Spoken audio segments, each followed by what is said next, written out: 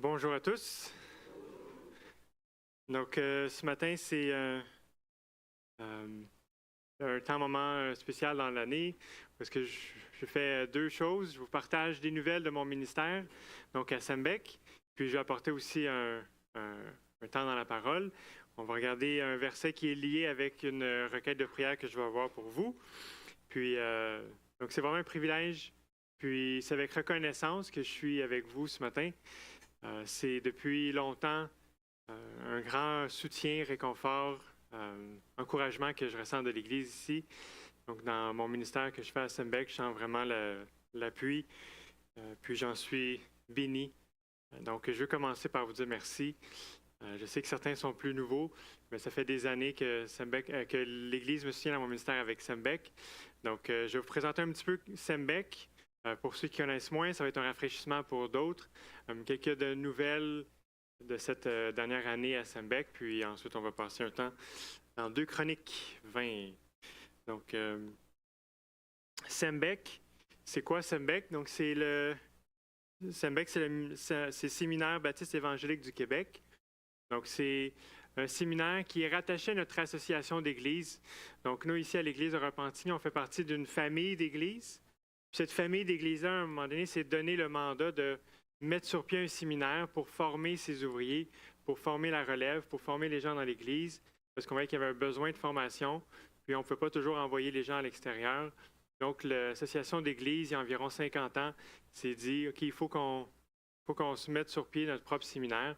Donc, Sembec est né à ce moment-là. Puis, Sembec est un moyen d'action de notre association d'églises. Donc, c'est vraiment nos églises qui décident la direction de Sembec. C'est vraiment un séminaire qui est particulièrement attaché à une famille d'églises, contrairement à d'autres. Certains le sont aussi, mais c'est une des particularités de notre séminaire.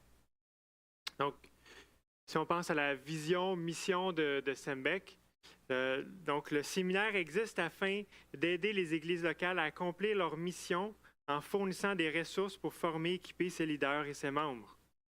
Donc, la raison d'être du séminaire, c'est d'aider les églises locales à elles former ses leaders et ses membres en fournissant des ressources, des cours, des programmes, comme une revue théologique, on va voir. Il y a plein de ressources que Sembec veut former, développer, afin d'aider l'Église locale à elle accomplir son mandat. Donc, c'est vraiment le mandat de l'Église locale de faire la formation de disciples, de faire la formation de leaders. Puis Sembec vient à côté de l'Église pour offrir des ressources. Donc, c'est vraiment un ministère qui est pas une Église comme telle, on va dire des fois para-ecclésiastique, para-church, à côté de l'Église, mais c'est vraiment un ministère qui est au service de l'Église locale pour faire grandir chacune des églises. Donc, comme en fait, le CA, le conseil d'administration, tous ceux qui dirigent Sembec, c'est des membres de nos églises. Dans un sens, c'est un ministère qui est quand même ecclésiastique. Il y a une citation que j'aime beaucoup de Kevin Van Hooser. Je l'ai déjà lue ici, mais je veux la relire parce qu'elle reflète vraiment bien une des particularités de Sembec. Avant qu'elle ne devienne un département universitaire, la théologie était faite dans, pour et par l'Église. Elle était faite pour aider les gens à mûrir dans la connaissance de Jésus-Christ.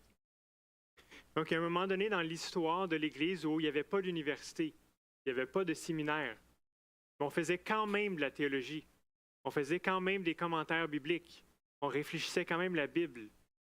Mais au lieu d'être fait dans les séminaires universitaires, ça n'existait pas, c'était fait dans l'Église locale. Donc, c'est vraiment dans l'Église que ça appartient de faire la théologie, de réfléchir à la Bible, puis de l'appliquer à la vie, de réfléchir aux grandes questions compliquées comme la Trinité et autres. Mais ce n'est pas quelque chose qui devrait être fait en dehors de l'Église, quelque chose qui doit être fait à l'intérieur. Puis, petite plug, Kevin Van Hooser vient cet automne à Sembec. Entre autres, en lisant ce livre-là, ça fait OK, donc cet homme-là a vraiment une même vision que nous, puis il y a quelque chose à nous enseigner. Donc, on l'a fait venir à Sembec, il va y avoir 2 jours du 19 au 21 octobre. 19-20, ça va être un cours sur la théologie des Écritures, sur la Bible, une doctrine de la Bible. Donc, il va aborder des questions contemporaines, des questions plus difficiles des fois à aborder. Mais donc, le cours est quand même offert à tous. Puis le samedi, il va y avoir une conférence sur comment faire des disciples, mais à partir de la Bible. Comment utiliser la théologie, la doctrine pour faire des disciples. On a une tendance à vouloir séparer les deux. Même si la doctrine, ça c'est OK, ça c'est les théologiens qui s'occupent de ça. Puis pour l'Église, on a besoin de choses juste pratiques. Comment faire ci, comment faire ça, comment développer un groupe, comment exercer un leadership. Là, on a vraiment besoin de la doctrine, la Bible pour faire des disciples. Donc, fin de petite parenthèse avec Kevin Van Hooser. Puis, justement, sa citation colle bien avec Sembeck parce que un des choses qui représente Sembeck, ou un des slogans, si on pourrait dire ainsi, de Sembeck, c'est pour l'Église, par l'Église, dans l'Église, c'est-à-dire que Sembeck existe pour l'Église locale. Donc, Sembeck, ce n'est pas une fin en soi. Les étudiants qui sont là, c'est pas le but, c'est pas juste d'avoir beaucoup d'étudiants puis d'avoir une grande renommée comme séminaire. Non, le but, c'est vraiment pour l'Église locale, que l'Église puisse fleurir. Donc, Sembeck, c'est aussi par l'Église. Une des particularités de Sembeck, c'est que la plupart de ses enseignants sont des pasteurs dans notre association d'Église ou autres. C'est des gens qui sont impliqués dans l'Église. Puis la formation se fait aussi par l'Église locale. Donc, on croit que l'Église participe à la formation des leaders. Donc, ce n'est pas quelque chose qui se fait en dehors de l'Église, mais ça se fait par l'Église, puis dans l'Église, ou dans le contexte même de l'Église, là dans lequel un ouvrier, par exemple, va être appelé à servir. On croit que c'est ce contexte-là qui est le plus favorable pour apprendre. Un peu comme quand on fait un stage dans le milieu de travail, il y a beaucoup de choses qu'on apprend dans le contexte du milieu de travail. C'est un peu la même chose pour un leader. Dans le contexte de l'Église locale, c'est là le contexte idéal pour apprendre, pour grandir, mettre en pratique.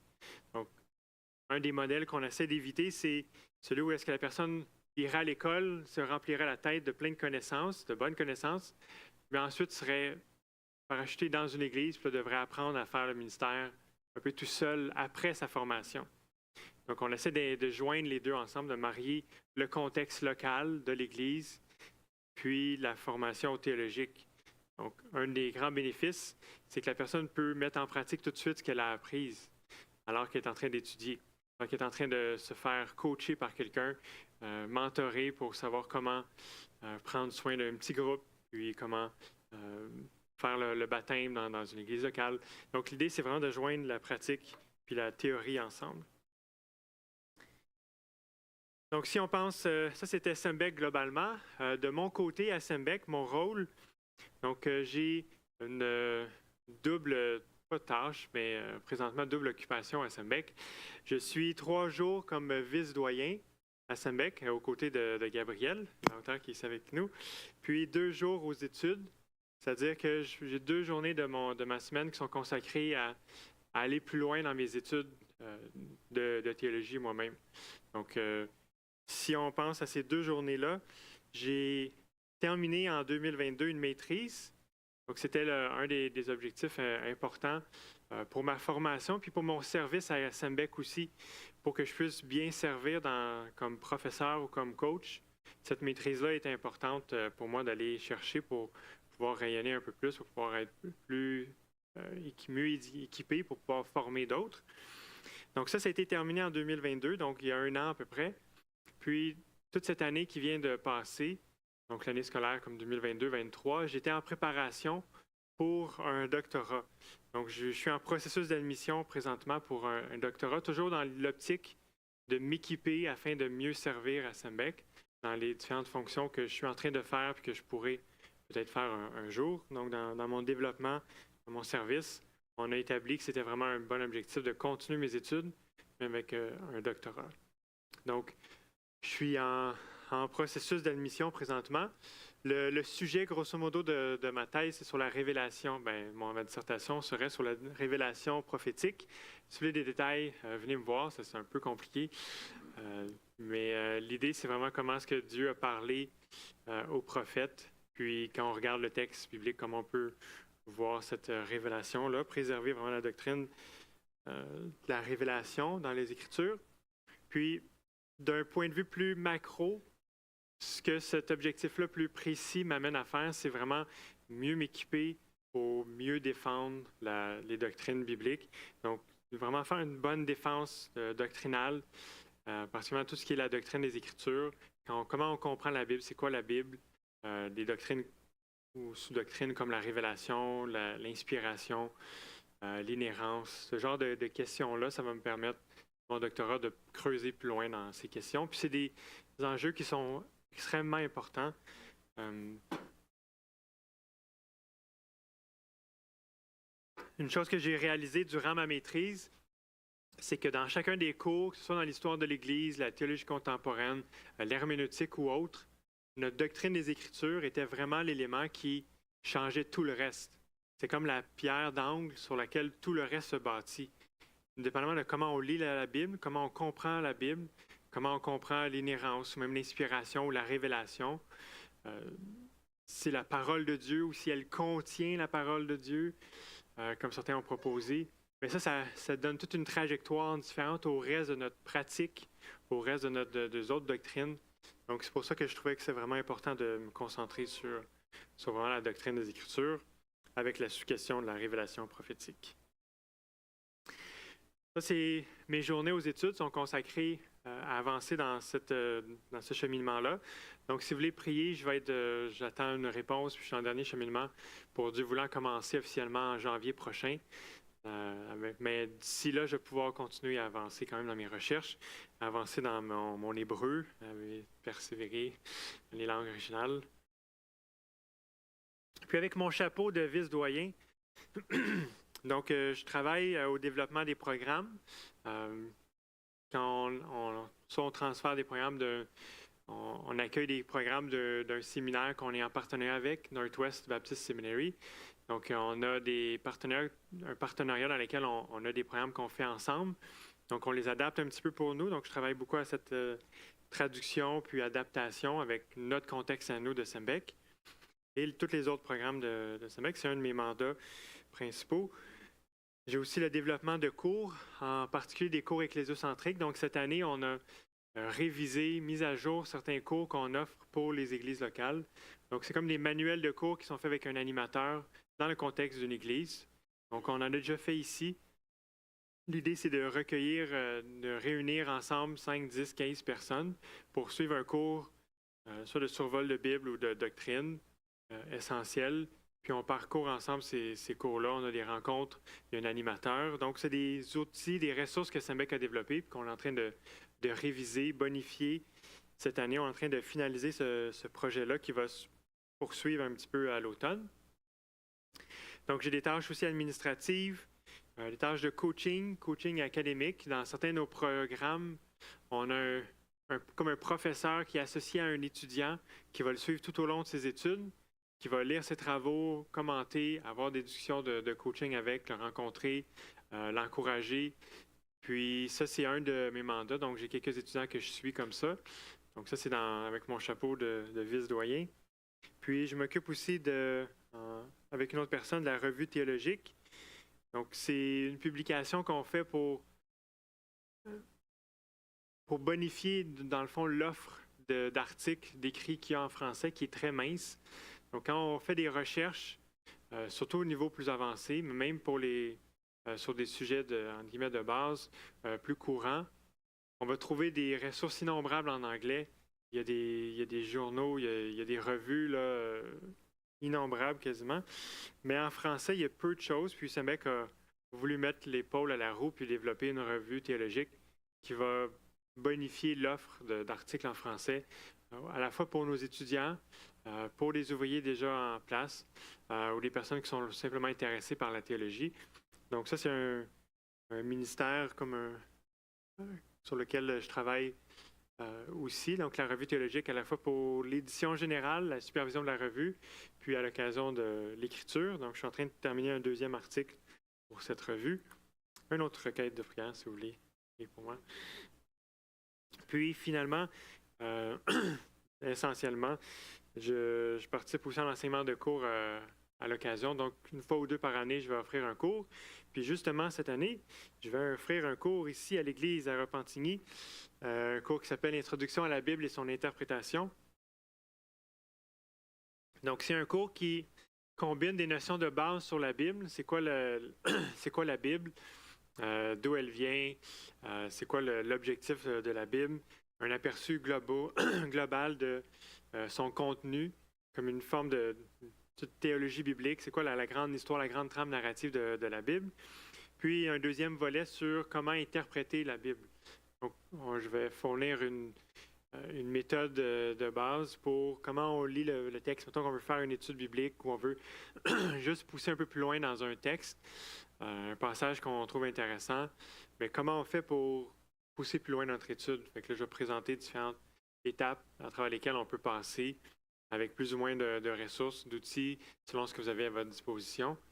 Donc ça, c'est vraiment le deuxième volet, comme comment faire une interprétation de base. Puis, ça va être ici 4 samedis au cours de l'automne. On va vous reparler, on va vous fournir les dates.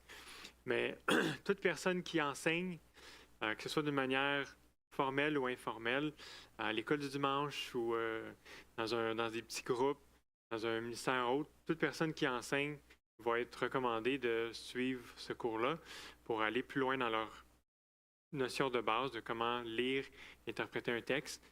Ça va nous donner des outils pour comment le faire, puis ça va nous informer aussi des limites sur peut-être des fois quoi ne pas faire. Puis savoir ses propres limites, même si on n'est pas capable de tout faire, d'avoir tout accès à toutes les ressources, juste de savoir qu'il y a certaines limites, c'est important pour nous aider à bien faire notre travail de lire, d'expliquer la Bible.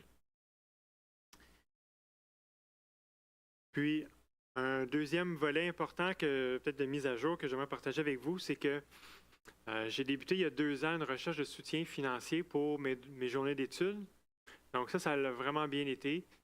Dieu pourvoit pour mes 2 jours d'études. Donc l'idée, c'était de pouvoir libérer Sembec afin qu'on puisse, par exemple, avoir d'autres personnes comme Gabriel ou d'autres dans l'équipe des études pour pouvoir faire des tâches plus administratives, comme je réduisais mes journées d'études dans la boîte vice-doyen de Sembec. Puis là, j'ai vu dans les dernières semaines, derniers mois, la nécessité puis l'utilité de vraiment aller chercher un soutien, comme en fait c'était un plan qui était depuis longtemps, mais d'aller chercher le soutien pour toutes mes journées de service à Sembec, autant comme vice-doyen que comme aux études. Puis cette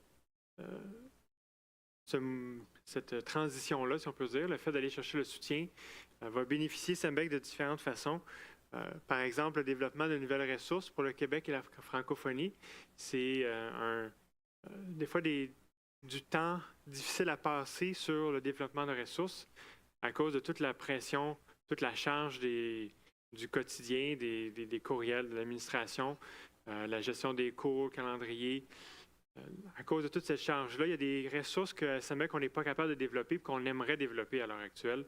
Des choses qu'on aimerait faire, mais les ressources sont un peu limitées.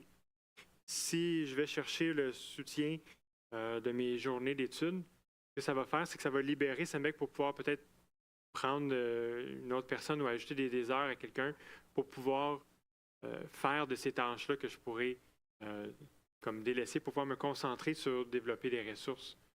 Donc, il y a des projets, même la revue théologique. La revue théologique, on est vraiment content de le faire, mais c'est pas, d'un sens, la priorité pour le roulement de Sembec. C'est plus important d'avoir des cours à faire à l'automne que d'avoir une revue théologique. C'est plus important de répondre aux courriels des gens qui écrivent, que les étudiants soient corrigés, que d'avoir une revue théologique pour le fonctionnement de tous les jours de Sembec. Bon, on pense que c'est quelque chose qui est vraiment important. Puis il y a d'autres choses comme ça qu'on pourrait faire, mais que présentement on est limité, qu'on ne peut pas faire.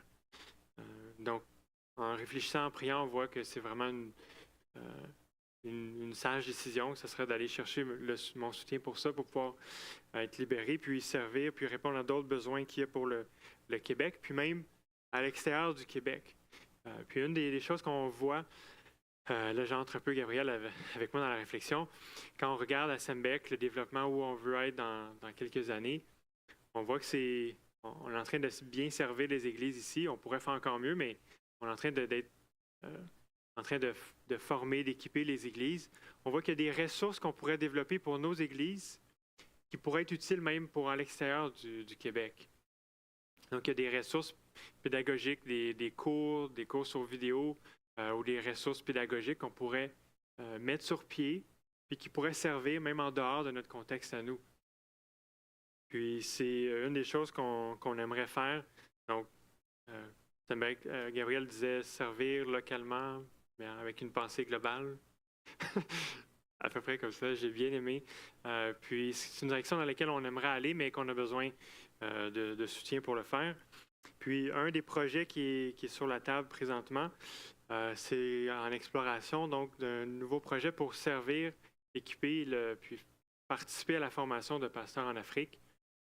Donc, cette idée de sortir du Québec pour aller plus global, donc développer des ressources, puis des partenariats qui vont nous permettre de mettre à profit en dehors du Québec, en dehors de notre famille d'Église, des ressources, des choses que Dieu a faites, des visions que Dieu a mis à cœur à Sembec, une vision de formation qui pourrait être profitable pour d'autres. Puis j'ai été en contact avec Daniel Anderson de Publications chrétiennes qui lui, eux, avec leur ministère, sont en contact avec plusieurs églises ou séminaires en Afrique, dans différents pays d'Afrique. Puis un de ces pays-là, c'est le Togo. Donc, Daniel connaît un séminaire là-bas qui a une vision vraiment proche de Sembec, qui m'a dit même ils téléchargent les plans de cours de Sembec. Ils attendent juste qu'on vienne. Mais Sembec est tellement débordé avec juste notre propre tâche que c'est difficile de penser à aller plus loin. Puis on a toujours comme dit, on n'est pas capable, on n'a pas les ressources. Puis il semble avoir une fenêtre que Dieu est en train de diriger. Les choses se mettent en place. Donc, je présente un projet dans lequel j'irai, si Dieu ouvre les portes, mais en tout cas, c'est en train de se faire, je vous le présente, pour aller au Togo au mois d'octobre à une conférence qui va avoir lieu là-bas, qui va être organisée, dans laquelle je pourrai rencontrer différents séminaires, différents pasteurs de la région. En fait, je pense qu'il va y avoir des gens du Togo, mais des pays aussi alentours. Puis pour explorer qu'est-ce que Sembec peut faire pour aider. Puis une des choses qui est importante pour moi, c'est de réaliser que oui, Sembec a des cours, on se dit, OK, mais je pourrais développer telle ressource, ça serait sûrement utile. Mais je ne sais pas vraiment, dans le fond, qu'est-ce qui serait le plus utile pour, par exemple, ce séminaire au Togo. C'est eux qui savent qu'est-ce qui est utile pour eux. Oui, je peux arriver avec des idées, je peux arriver avec des ressources, je peux arriver avec des choses qu'on a mises en place, avec une philosophie de formation, mais j'ai besoin de connaître un peu plus le terrain, de connaître les gens là-bas pour savoir c'est quoi qui serait utile pour eux. Est-ce que c'est quelque chose qui est plus écrit? Est-ce qui est plus papier, digital, des vidéos? Est-ce que c'est utile les vidéos? Est-ce qu'ils sont capables de regarder les vidéos? Oui, non, je ne sais pas. J'ai peut-être des clichés en tête. Peut-être qu'il y a des réalités pour certains qui sont vraies, mais pour d'autres qui ne seront pas vraies. Il y a sûrement très certainement une diversité de besoins puis d'accessibilité à des médias, à de l'information. Donc, l'objectif, c'est d'aller rencontrer des gens puis de voir qu'est-ce que Sembec pourrait faire potentiellement, puis est-ce qu'on est capable de faire ces choses-là. Puis quand nous, on va développer des ressources, d'avoir cette pensée-là que peut-être qu'on pourrait aller jusque-là. Donc, c'est un projet que je place devant vous. Donc, c'est dans 2 mois. Donc, il y a un besoin évidemment de prière, que Dieu dirige, que Dieu éclaire, que Dieu ouvre des portes, que les bonnes connexions puissent se faire. Puis, besoin aussi financier de pouvoir au billet d'avion, vaccins et autres que ça peut comporter. Donc, si ça vous intéresse de soutenir, vous êtes amené à me voir. On peut envoyer un soutien directement à Sembec, Yannick, Afrique, ça va être correct. Si vous voulez envoyer un soutien directement, si vous avez des questions, je vous invite à venir me voir, puis je vous tiendrai au courant comment ça se développe. Donc, je suis présentement à la recherche de la volonté de Dieu. Ça touche en particulier le projet de l'Afrique, mais même ces 3 journées, ce qui est clair, c'est que je veux servir Sembec. Ces 3 journées-là vont servir pour le Québec, puis, Dieu voulant, c'est l'objectif, en dehors du Québec. Mais de quoi auront l'air ces 3 journées-là? C'est quelque chose sur lequel on est encore en train de réfléchir. Donc, comme Église partenaire, ma famille, je présente ce besoin-là que Dieu dirige. Ce qui est clair, c'est que ça va être à travers Sembec. Ça va servir Sembec, puis ça vise au-delà, mais exactement de quoi auront l'air ces 3 journées-là. Est-ce que ça ressemble un peu à ce que je fais, en bonifier un petit peu? Est-ce que je ne sais pas. Mais c'est ce que je demande de prier, que Dieu puisse révéler sa volonté, puis donner une direction. Puis c'est justement en méditant sur cet avenir qui est un peu incertain encore, qui n'est pas tout à fait dessiné, que je pensais à ce verset dans 2 Chroniques 20, 12. Nous ne savons que faire, mais nos yeux sont sur toi. Donc, nous ne savons que faire, mais nos yeux sont sur toi. Donc, c'est une confession, on va le lire ensemble, d'un roi qui se présente devant Dieu. Il ne sait pas quoi faire, il reconnaît ses propres limites, mais il tourne ses regards vers Dieu et il s'attend à ce que Dieu fasse quelque chose. Donc, nos yeux sont sur toi. Donc, je vous invite maintenant à tourner avec moi dans 2 Chroniques 20. On va regarder ensemble ce récit.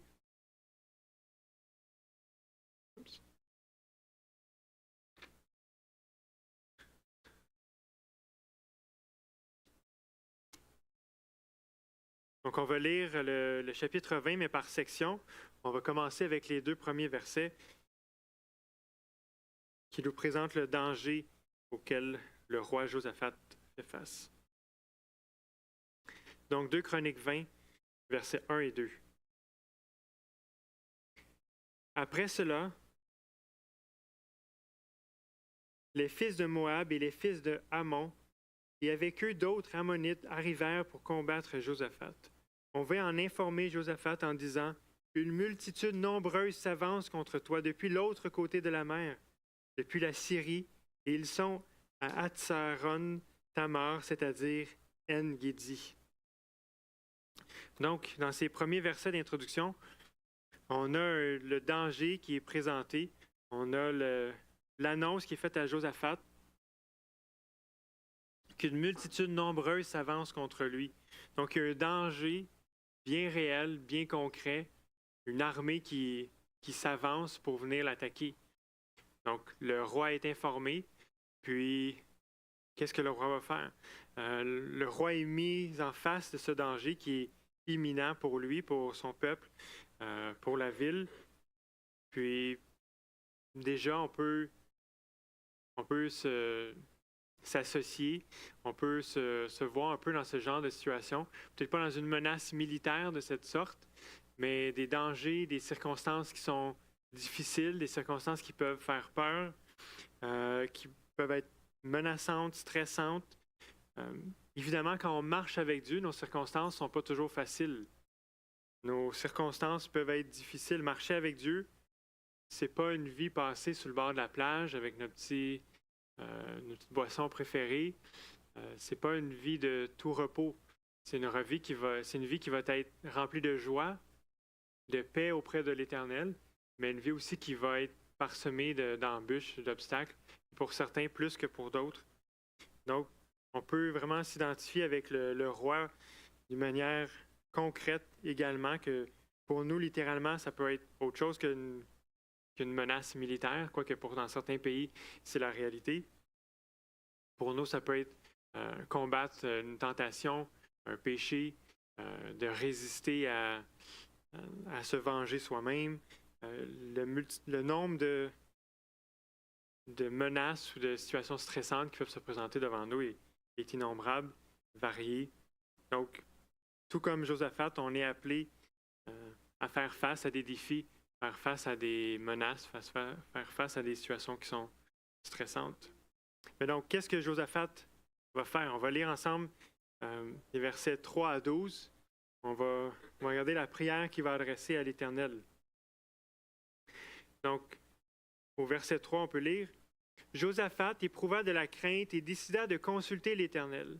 Il proclama un jeûne pour tout Juda. Juda se rassembla pour chercher l'Éternel et l'on vint de toutes les villes de Juda pour chercher l'Éternel.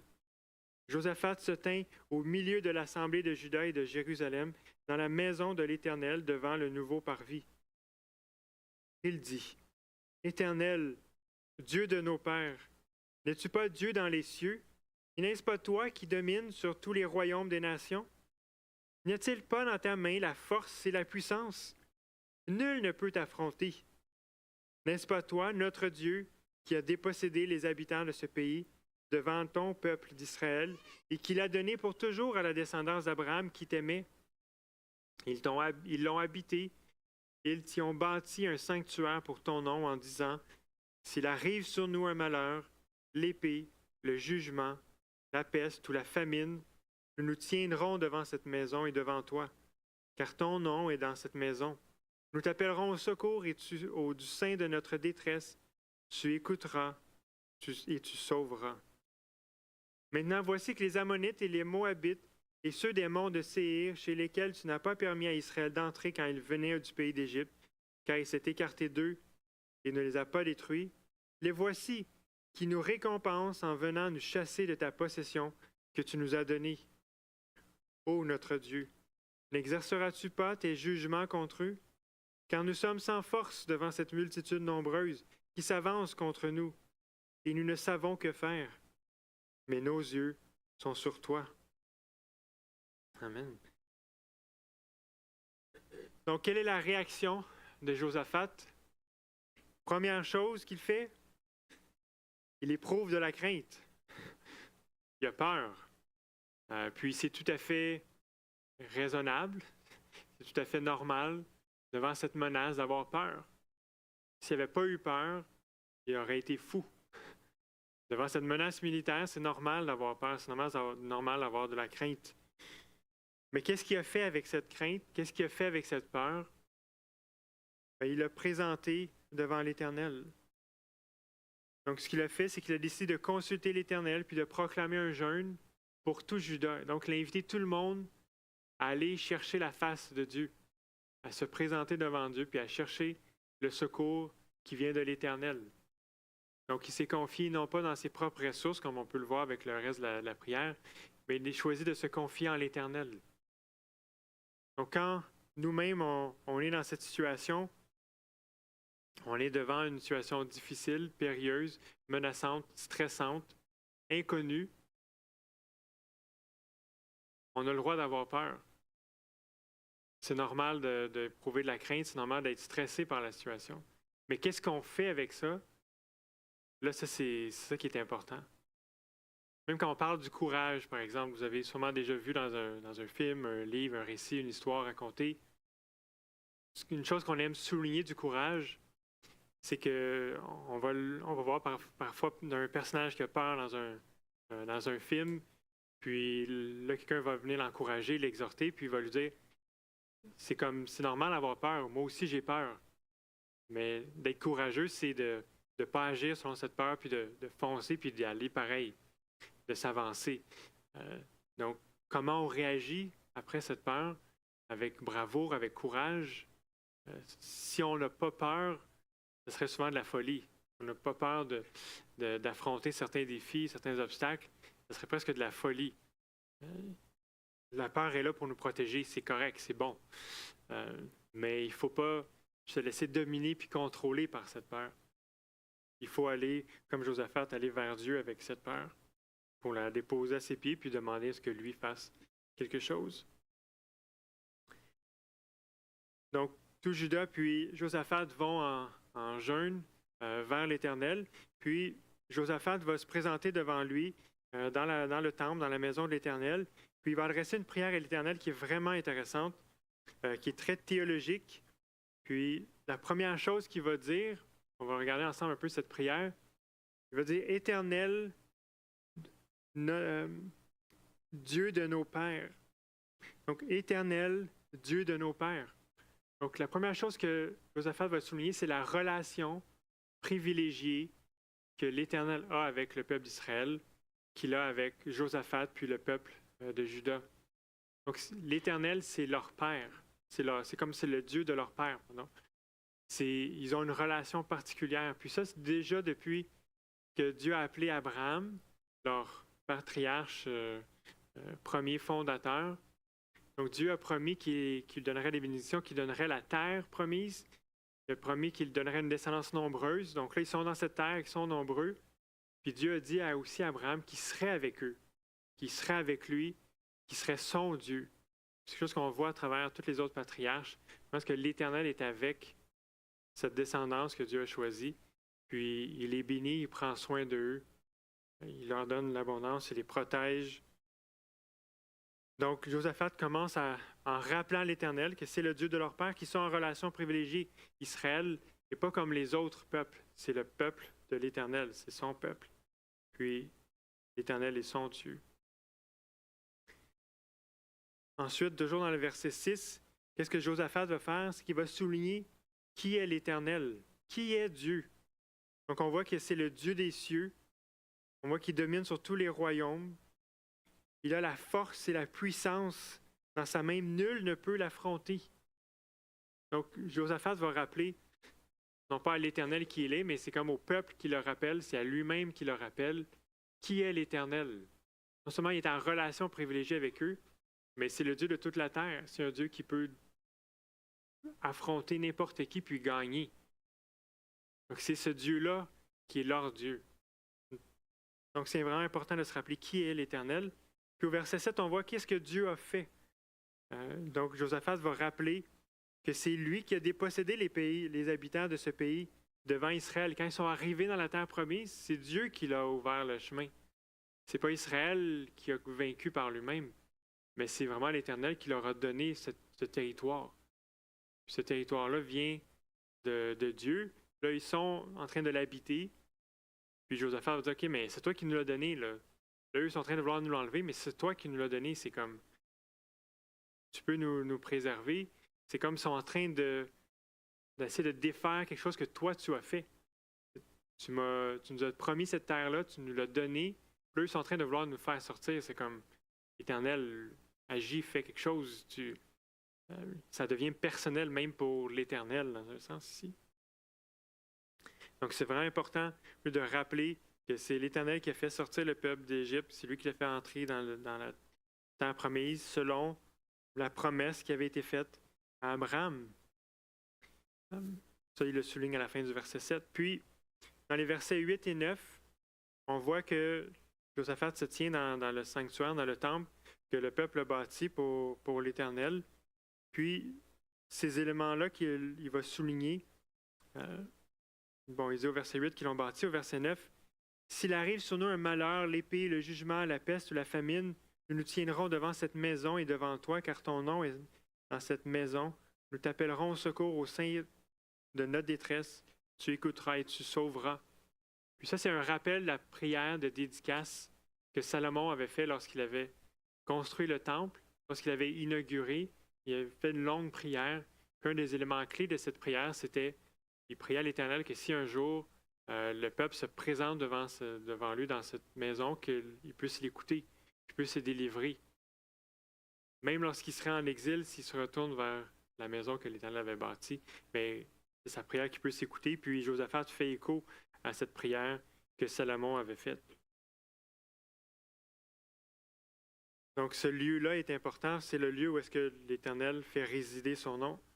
Puis ça le remplit d'assurance, remplit d'encouragement à savoir que Dieu pourrait les délivrer, le fait de se présenter devant lui dans sa maison. Puis c'est sa prière que Dieu vienne les délivrer dans leur détresse. Puis les versets 10 et 11, Josaphat mentionne la menace auquel lui et le peuple font face. Même une chose importante pour nous dans la prière, on peut présenter à Dieu la menace qui est devant nous, comme le rappeler, le mettre à ses pieds. Puis finalement, au verset 12, on voit que Josaphat se confie en l'Éternel. Il reconnaît premièrement sa faiblesse. Nous sommes sans force devant cette multitude nombreuse. Nous ne savons que faire. Puis sa confiance en l'Éternel. Il se confie en Dieu, mais nos yeux sont sur toi. Notre espérance n'est pas assise sur nos propres forces, sur nos propres capacités, sur ce que nous, on peut faire, mais notre espérance, notre assurance, notre confiance réside en Dieu, en l'Éternel. Donc, face à une situation paniquante, on est appelé à faire la même chose que Josaphat, ce même genre de prière. Lorsqu'une situation nous stresse, lorsqu'une situation nous dépasse, on est appelé à faire la même chose que Josaphat, à rappeler notre relation avec Dieu. C'est notre Père bienveillant qui nous aime. Il nous a rachetés parce qu'on est ses enfants. On est ses enfants. Amen. On est appelé aussi à se rappeler, c'est plus pour nous que pour Dieu, mais on est appelé à se rappeler qui Dieu est. Il est souverain. C'est le Dieu de toute la terre. Ce qu'on affronte est rien comparé de ce que Dieu peut faire, de ce que tu sais, ce que la puissance de l'Éternel. On est appelé aussi à se rappeler de ce que Dieu a fait. Soit dans notre vie, ce qu'on voit dans les Écritures, dans la vie de d'autres personnes dans l'Église.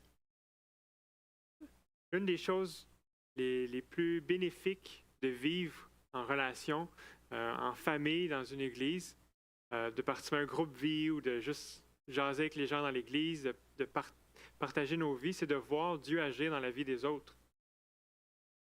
Plus qu'on est nombreux, plus qu'on voit Dieu agir, plus qu'on parle avec des gens, plus qu'on voit Dieu qui est vivant puis qui intervient dans la vie de nos frères et sœurs. Puis de voir Dieu agir dans leur vie, ça nourrit notre foi. Ça nous encourage.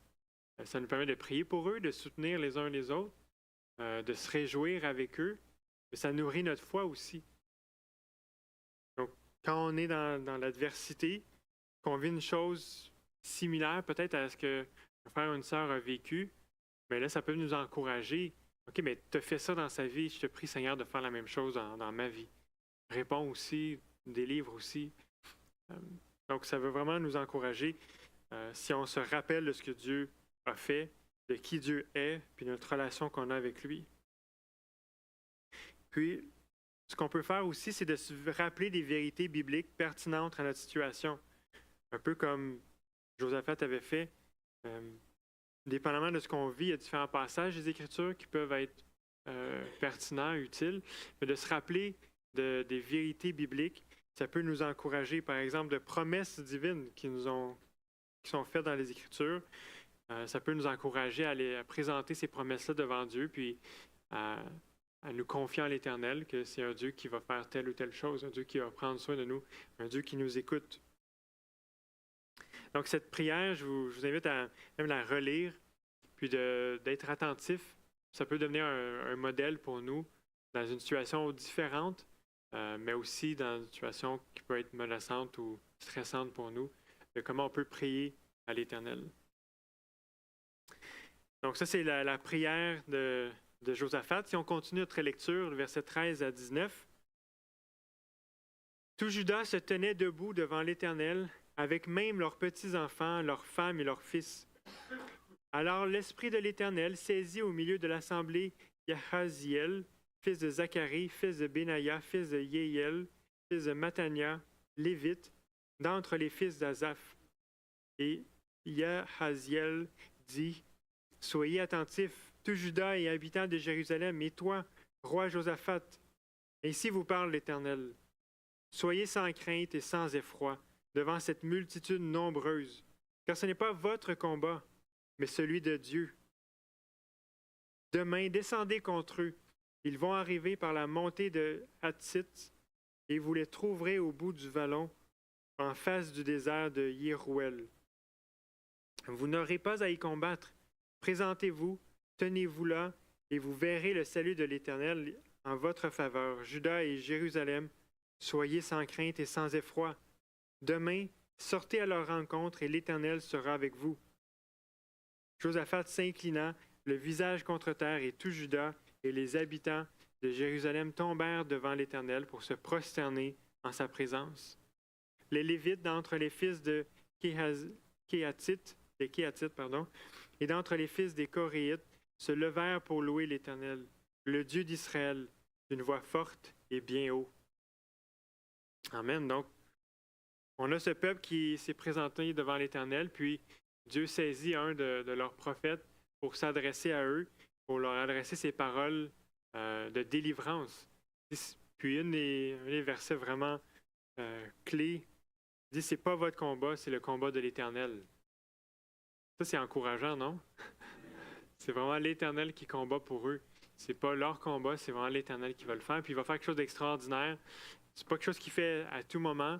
Il a délivré de différentes manières dans les Écritures, mais Dieu va délivrer de manière particulière dans ce cas-ci. Puis il dit vraiment, c'est comme vous allez être spectateur de ma délivrance. Vous allez voir Dieu à l'œuvre, vous allez le voir agir. Ce n'est pas votre combat, c'est le combat de l'Éternel. Puis le peuple réagit en s'humiliant devant Dieu, en se prosternant devant lui, en louant l'Éternel. On voit ici même les chants qui sortent, qui sont adressés à l'Éternel. Puis finalement, le verset, pas finalement, mais verset 20 à 23, on voit la délivrance. Ils se levèrent de bon matin et sortirent vers le désert de Tékoa. Au moment où ils sortaient, Josaphat se tint debout et dit, « Écoutez-moi, Juda et habitants de Jérusalem. Soyez fermes dans votre confiance en l'Éternel, votre Dieu, et vous serez affermis dans votre défense. Soyez fermes dans votre confiance en ses prophètes, et vous aurez du succès. » Puis il tint conseil avec le peuple et désigna des chantres pour l'Éternel, afin de faire entendre la louange avec des ornements sacrés, lorsqu'ils sortiraient devant l'armée. Il disait, « Célébrez l'Éternel, car sa bienveillance dure à toujours. » Au moment où l'on commençait les acclamations et les louanges, l'Éternel plaça des embuscades contre les Ammonites et les Moabites et ceux des monts de Séhir qui étaient venus contre Juda, et ils furent battus. Les Ammonites et les Moabites se jetèrent sur les habitants des monts de Séhir pour les vouer à l'interdit et les exterminer. Et quand ils eurent fini avec les habitants de Séhir, ils s'employèrent à s'entretuer. Donc l'Éternel intervient puis on voit que les armées s'entretuent elles-mêmes. Les ennemis de Juda finissent par s'entretuer eux-mêmes, puis Juda n'a même pas besoin de rien faire. Donc ils se présentent devant là où est-ce que l'Éternel avait dit d'aller, avec même les chantres, avec les chants, puis ils ont été simplement spectateurs d'une chose spectaculaire. On voit que ces armées qui s'étaient liguées ensemble pour venir attaquer Juda, finalement, décident de s'entretuer. Puis eux sont délivrés de cette façon-là. Ça fait spécial. Finalement, les versets 24 à 30, on va voir les réjouissances. Lorsque Juda fut arrivé au poste d'où l'on aperçoit le désert, ils se tournèrent du côté de la multitude et voici que ce n'était que des cadavres tombés à terre. Personne n'avait échappé. Josaphat et son peuple vinrent piller leurs dépouilles. Ils y trouvèrent en grand nombre des biens, des cadavres et des objets précieux. Ils en enlevèrent tant qu'ils ne purent tout emporter. Ils mirent 3 jours au pillage du butin, car il était considérable. Le 4e jour, ils s'assemblèrent dans la vallée de Biraka, où ils bénirent l'Éternel. C'est pourquoi on a appelé cet endroit du nom de la vallée de Biraka jusqu'à ce jour. Tous les hommes de Juda et de Jérusalem, ayant à leur tête Josaphat, partirent joyeux pour retourner à Jérusalem, car l'Éternel les avait remplis de joie aux dépens de leurs ennemis. Ils entrèrent à Jérusalem avec des luttes, des harpes et des trompettes jusqu'à la maison de l'Éternel. La terreur de l'Éternel s'empara de tous les royaumes des autres pays lorsqu'ils apprirent que l'Éternel avait combattu contre les ennemis d'Israël. Le royaume de Josaphat fut tranquille et son Dieu lui donna du repos de tous côtés. Amen. On voit que quand l'Éternel agit, quand l'Éternel intervient, il y a la délivrance, ils ont été délivrés, mais il y a aussi comme une gloire à Dieu qui apparaît. Il y a une gloire à Dieu qui rayonne. On voit même que tous les royaumes autour sont dans la crainte, voyant que c'est Dieu qui avait combattu pour eux. Les autres autour, ils ont reconnu que c'était extraordinaire. Quelque chose de spécial qui s'est passé.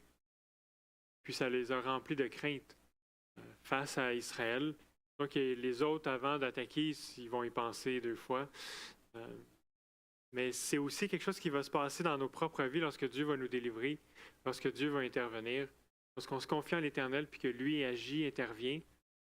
Mais ça va glorifier Dieu.